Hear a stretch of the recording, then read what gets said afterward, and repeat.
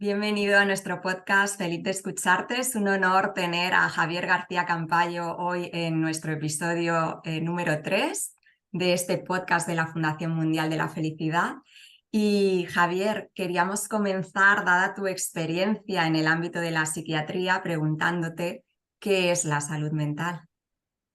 Bueno, la salud mental sería un estado de bienestar donde uno puede estar en el momento presente, tener una buena relaciones interpersonales, que este es un aspecto clave, significativas, valiosas, no estar continuamente preocupado por temas, pese a que va a haber sufrimiento, va a haber circunstancias adversas que todos los seres humanos tenemos que experimentar, pero hay como una confianza básica en que uno tendrá la capacidad de poder sobrellevarlos, ¿no? Y también suele haber una sensación de sentido, ¿no? De que la vida que llevamos es acorde con nuestros valores, tiene un sentido y eso nos produce una sensación de bienestar que no va ligado a objetos externos o a logros externos, sino que sobre todo está vinculado a la sensación de coherencia, ¿no? ¿Y cuáles son las mayores problemáticas que hoy en día nos impiden tener esa buena salud mental?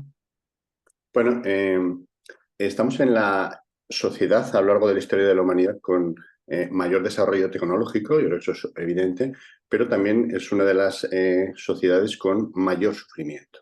Esto en psicología se ha llamado el efecto cohorte, es decir, que cada nueva generación parece que tiene algo más de sufrimiento que las anteriores, y la teoría que se maneja es que tiene que ver con las expectativas, es decir, con la falta de aceptación. Yo siempre digo que nuestros abuelos no practicaban mindfulness, no existía el concepto, entonces, pero tenían una gran aceptación de forma natural, muchas veces vinculada a sus creencias religiosas, espirituales, etcétera, ¿no? El desarrollo tecnológico ha llevado a que queramos que el mundo sea como nosotros queremos que sea. Somos muy rígidos, tenemos unas expectativas muy grandes sobre cómo tiene que ser todo y eso produce un choque con la realidad y mucho sufrimiento, ¿no? El cambio básico que produce mindfulness es el aumento de la aceptación, es decir, el que uno no tiene tantas expectativas, fluye con el mundo, no choca con él y yo creo que esto es parte importante del sufrimiento que existe en este momento en el mundo. Y la ansiedad como enfermedad mental más generalizada hoy en día está muy presente. ¿Y cómo podemos reconocer que tenemos realmente un problema y deberíamos de pedir ayuda? Un problema de ansiedad o también problemas con el estrés. Sí, el estrés y la ansiedad van muy unidos, ¿no? Ujú. Se calcula que el 15% por lo menos de la población tiene estrés de una forma crónica, y el estrés cronificado suele llevar a nivel psicológico a la ansiedad, a nivel físico pues a otras enfermedades que tienen que ver con la neuroinflamación, etcétera. ¿Cómo lo podemos notar? Yo uno de los test, comento en el libro, ¿no? Suelo hacer es preguntar a la gente, ¿puede estar una tarde, puede estar un tiempo sin hacer nada y no sentirse culpable? Uno de los síntomas principales de la ansiedad son, a nivel psicológico, la preocupación, lo que los americanos llaman worry, ¿no? Estar continuamente rumiando, preocupándose, etcétera, y una sensación de falta de tiempo. Yo siempre suelo decir una consulta, imagínense que le diesen una hora más cada día de tiempo. ¿Qué haría? La gente lo que haría es seguir haciendo cosas, no descansar, no relajarse, no, seguir haciendo cosas. No habría diferencia, ¿no? Eso a nivel físico, a nivel psicológico, perdón, a nivel psicológico, a nivel físico, los cambios suelen ser, hay una tensión muscular constante que facilita la aparición de contracturas, de malestar, hay una hiperactividad, ¿no? A nivel de sistema vegetativo, es como que hay más palpitaciones, hay una sensación de sudoración, de que todo va acelerado dentro del cuerpo, ¿no? Y hay una tendencia a estar siempre sobresaltado, a estar siempre alerta. Yo creo que esa es la característica. Pero hay un problema. Como este proceso se instaura de una forma muy progresiva, la mayor parte de la gente no se da cuenta de que está estresado, de que desarrolla una ansiedad y que luego probablemente desarrolle una depresión. Suele ser la gente que le quiere, que está al lado, que le dice, oye, te das cuenta de que, pero normalmente ellos tampoco quieren darse cuenta, porque de alguna forma sería como tener que replantearse el estilo de vida, ¿no? El estrés y la ansiedad es un estilo de vida. Claro, es como esa langosta, ¿no? Que empiezan a cocer en la olla, no se da cuenta de que está pasando a ser hervida porque es poquito a poco, entonces... Hay que Sí. tomar conciencia, ¿no? En un momento determinado de que hay un problema y pedir esa ayuda. Sobre todo, yo insistiría en eso, ¿no? En cuál es el uso del tiempo que hacemos, ¿no? Ujú. La ansiedad, el estrés lo que hacen es desestructurar, digamos, las patas principales de la vida. Dedicamos demasiado tiempo al trabajo o a lo que sea y en ese proceso abandonamos pues, las relaciones de pareja, las relaciones con los amigos, las aficiones, el tiempo que dedicamos a cuidarnos a nosotros mismos, etcétera. No hay un desequilibrio básico que está justificado, nos lo justificamos porque aquello a lo que dedicamos el tiempo consideramos que es muy importante, ya sea el trabajo o incluso puede ser una actividad más prosocial. Muchas de las personas que están en ONGs o en organizaciones no gubernamentales tienen un estrés brutal. Se considera que el quemado profesional más elevado está ahí. Claro, aquello a lo que dedican el tiempo es algo muy elevado, pero sigue habiendo un desequilibrio, una desestructura, una preocupación continua por todo esto. Entonces, no siempre es fácil detectarlo. Entonces, es muy interesante este tema. Ujú. Y ese ruido mental que muchas veces tenemos y no nos deja, ¿no? Concentrarnos a lo mejor en lo que debiéramos estar haciendo, pero bueno, esos problemas, esas frases que nos vienen a la mente, ¿cómo podemos acallarlo o qué práctica nos propones tú así sencillita para un poquito o sea, disminuir ese ruido mental, ¿no? Si podemos silenciarlo mejor. Habría como dos formas de trabajar con eso. Habría una que sería ir más al síntoma. La práctica de mindfulness funciona muy bien para eso, ¿no? Es Ujú. el estructurando continuamente, por ejemplo, contar respiraciones. Es la práctica más sencilla. Contar de 1 a 10, cada respiración es una, ¿no? 1, 2, contar de 1 a 10, de 1 a 10. Para mucha gente es casi imposible llegar a 10 porque se dispersa rápidamente, porque está continuamente pensando, pero ese entrenamiento sencillo, 5 o 10 minutos al día, hace que la mente progresivamente se vaya calmando, estabilizando. Yo eso es lo que recomiendo siempre al inicio. Pero habría otra forma de abordar este tema desde la raíz, más a la causa, ¿no? Y la causa de ese diálogo interno es un poco lo que comentaba, son las elevadas expectativas. Es la idea de que la felicidad está fuera de nosotros, de que tenemos que conseguir que el mundo sea como nosotros queremos que sea. Y yo invito a la gente que se dé cuenta de que ese diálogo interno está siempre pensando cómo consigo que las cosas sean como yo quiero que sean. Esa expectativa continua hacia afuera, esa no aceptación, es la base del diálogo interno. La práctica que iría a la raíz sería el ir desarrollando aceptación, el asumir que los seres humanos controlamos lo que controlamos, pero lo que venga será adecuado y que tenemos recursos para poder gestionarlo y tener claro que la felicidad no está fuera, sino está dentro, en esa conexión con nosotros mismos. Y entonces uno no necesita estar controlando el mundo continuamente, sino disfrutando lo que está ocurriendo en el presente, sea lo que sea, sabiendo que va a poder afrontarlo de una forma adecuada, ¿no? Esa sería la raíz, pero eso lleva más tiempo, ¿no? Porque implica desarrollar la aceptación, que es un concepto que en nuestra sociedad occidental le tenemos especial aversión, ¿no? Porque Ujú. para tener éxito en la vida hay que tener Sí, poca aceptación, ¿no? Hay que pelear duro con el mundo. sí. La verdad es que solo escucharte ya tenemos más paz mental y como que nos liberamos, ¿no? También de esa presión de decir, hay que llegar aquí, si me he propuesto esto, no puedo aceptar que las cosas sean diferentes, no sé, es una liberación. Pues hay que cuál es el siguiente paso, es otro y otro y otro. Entonces es cuanto antes darse cuenta de que ahí no está la felicidad, ¿no? De que está aquí, está dentro de nosotros. Y entonces lo que llegue, que llegarán cosas muy buenas, las vas a disfrutar Claro. perfectamente. Pero no estás metido en el fragor de la batalla, ¿no? Sino que ves la vida con ecuanimidad, ¿no? Ujú. En tu último libro que acabas de publicar, Parar para vivir mejor, guía definitiva para liberarte de la ansiedad y del ruido mental, nos invitas precisamente a detenernos, a tomar un respiro en este mundo cada vez más acelerado. ¿Cómo llevamos a la práctica esto, Javier?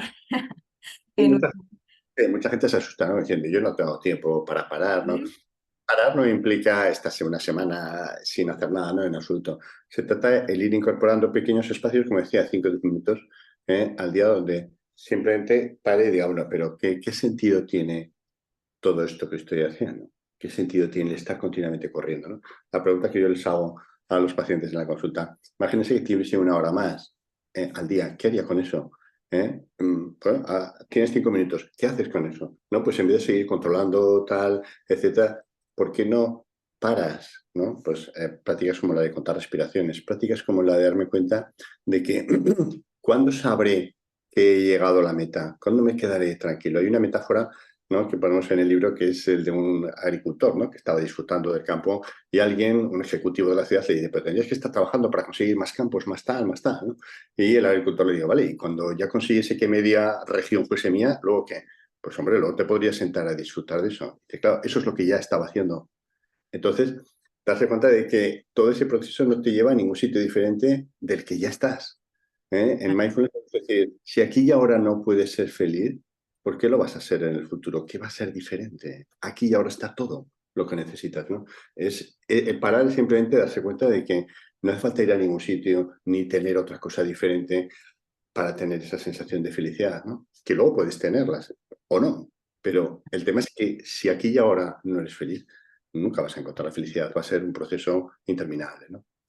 Y como tú decías antes, ¿no? Realmente a través de la gestión del tiempo podemos planificar esos momentos en nuestro día a día o esas tardes a la semana para tener estas citas con uno mismo, ¿no? Y pararse a reflexionar sobre todo esto. Pero lo más fácil hoy en día y lo que ves que todo el mundo hacemos muchas veces es engancharnos al móvil, redes sociales, ver qué están haciendo otras personas.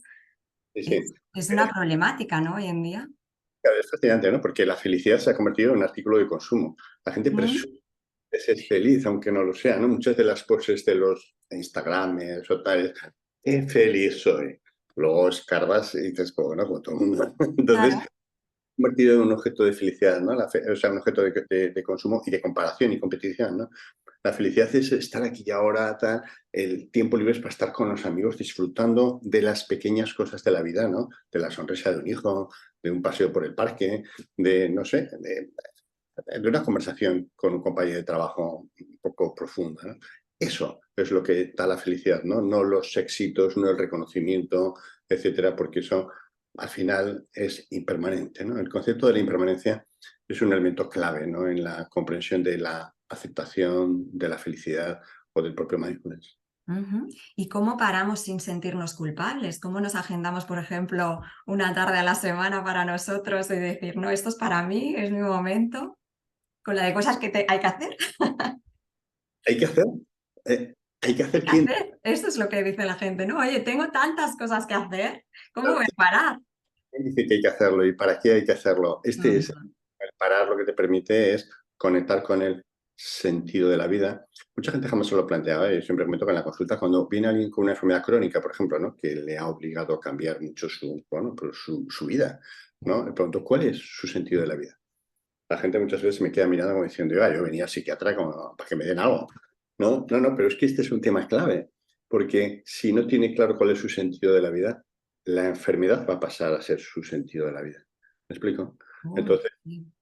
quien dice la enfermedad dice el trabajo o lo que sea. Si tú tienes un claro sentido de la vida, trabajas, tienes una enfermedad, te pasa lo que sea, pero tú tienes claro cuál es el sentido. Si no tienes claro, lo que te ocurra en la vida pasa a ser tu sentido. Para mucha gente pasa a ser el trabajo.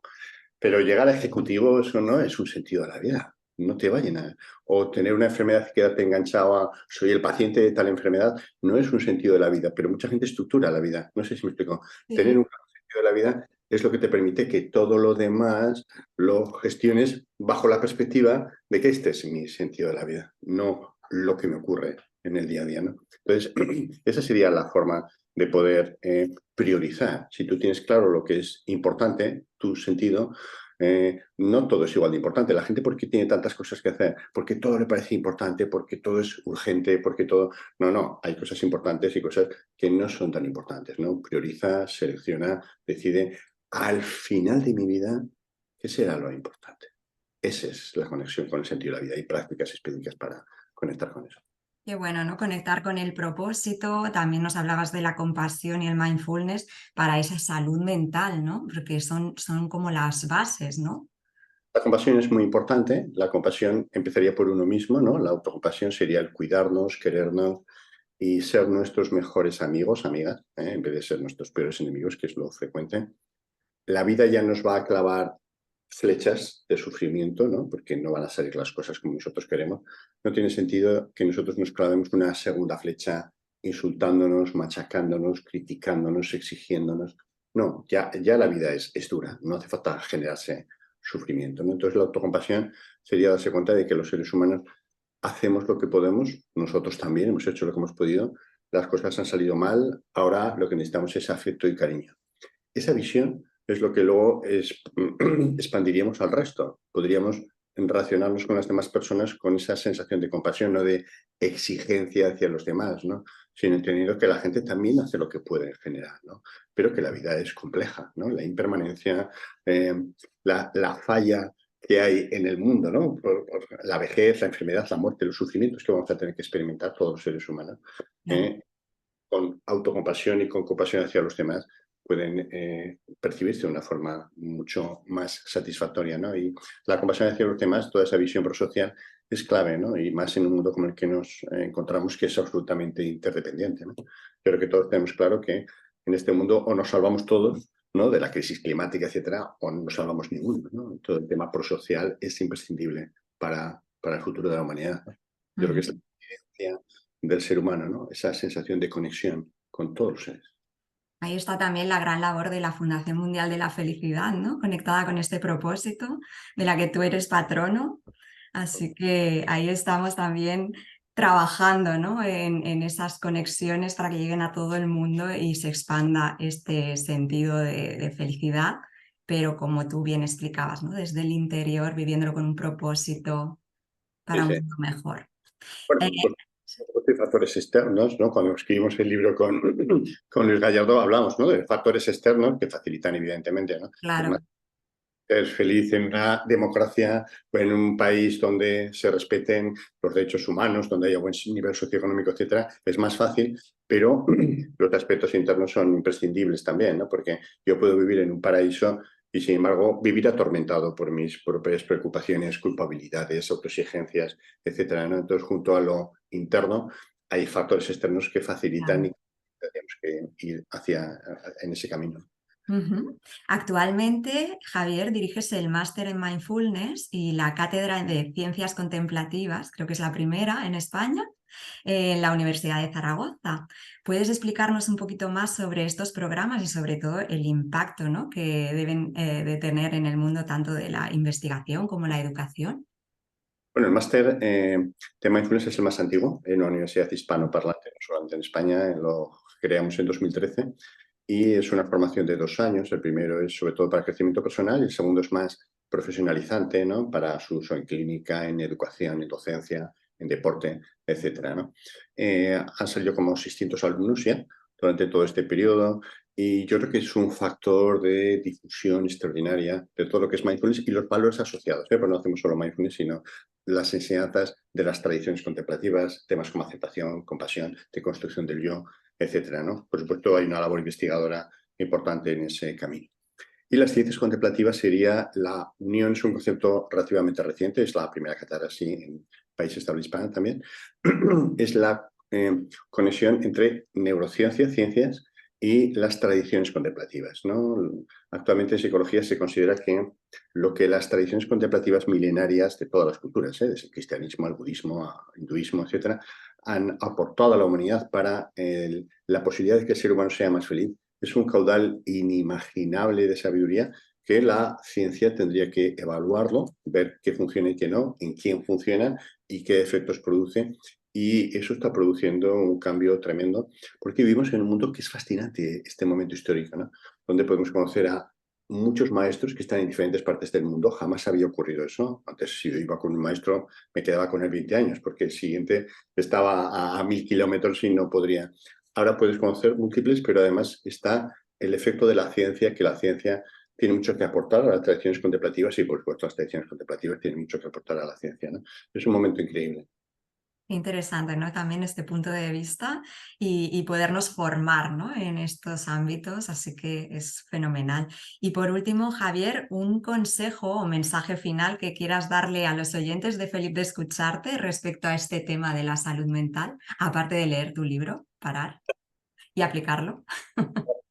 mental va muy ligada a estos dos factores que te decía. Primero, a relaciones interpersonales valiosas, significativas, que uno tenga la sensación de que le apoyan. Entonces, es uno de los temas que yo insisto mucho a la gente, ¿no? El establecer ese tipo de relaciones, no de dependencia, no de dominio, no, sino profundas, significativas, donde puedas hablar de temas importantes. Eso es el mayor protector para cualquier problema de salud mental. Y un segundo tema va en la línea que comentaba antes, que es el propósito y el sentido, ¿no? Es decir, parar y ver cuál es mi sentido, qué es lo que yo tengo que aportar al mundo. Todos tenemos mucho que aportar al mundo, pero tenemos que conectar, que ver qué es lo que al final de nuestra vida va a ser lo importante, e intentar a partir de ahí priorizar nuestro tiempo, que es lo único que tiene el ser humano, el tiempo. La vida está hecha de tiempo, ¿no? Al final de la vida lo que nos arrepentiremos es de haber dedicado el tiempo a cosas que no eran importantes, ¿no? Y priorizar es uno de los aspectos claves, y priorizar sobre todo en aspectos prosociales, ¿no? Yo siempre le digo a la gente en los cursos y en las prácticas, antes de pensar, de sentir, de hacer algo, plantéate en qué ayuda al mundo esto que hago, ¿no? Si ayuda al mundo, adelante; si no ayuda, igual no vale la pena.